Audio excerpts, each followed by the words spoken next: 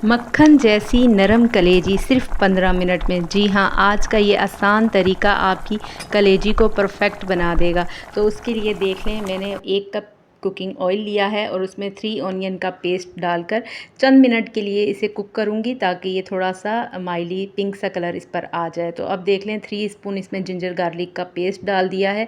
अब इसी के साथ देख लें 2 टमाटर हैं, इनका भी पेस्ट बना लिया था। ये डाल के चंद मिनट के लिए इसको कुक करेंगे। अब ड्राई मसाले डालेंगे। 2 स्पून इसमें डाल रही हूँ हल्दी powder, 3 spoon red chilli powder और इसमें डाल रही हूँ सूखा धनिया पाउडर 2 स्पून डाला है। अब अच्छे से इसको मिक्स करेंगे। हल्का सा पानी का छींटा लगाऊंगी ताकि मसाले हमारे। अब ये देख लें 1.5 किलो के करीब कलेजी है। अच्छे से धोकर और इसे छन्ने में रख दिया था ताकि इसका एक्स्ट्रा पानी निकल जाए। अब ये डाल के चंद मिनट के लिए इसे मैं भूनूंगी। और आप ये ज़्यादा इसको ओवर कुक नहीं करना, नहीं तो ये फिर हार्ड हो जाती है। ज़्यादा कुक नहीं करना, सिर्फ 10 मिनट के लिए इस पर मैं कवर लगाऊंगी। 10 मिनट में ये ज़बरदस्त सी कुक हो जाएगी। कवर लगाने से पहले इसमें मैं ऐड करूँगी 1 कप के करीब इसमें दही डालेंगे।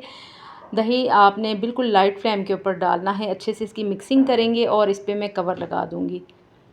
7 से 8 मिनट के लिए कवर लगाऊंगी और इसी की अपनी ही कलेजी के पानी में ज़बरदस्त सी ये कुक हो जाएगी। तो ये देखें ज़बरदस्त सी, ये देखें कलेजी हमारी बिल्कुल सॉफ्ट। और ये देख लें मैंने पानी भी नहीं डाला था, ये अपना ही इसका कलेजी का पानी है, तो उसी में ये कुक हो गई है।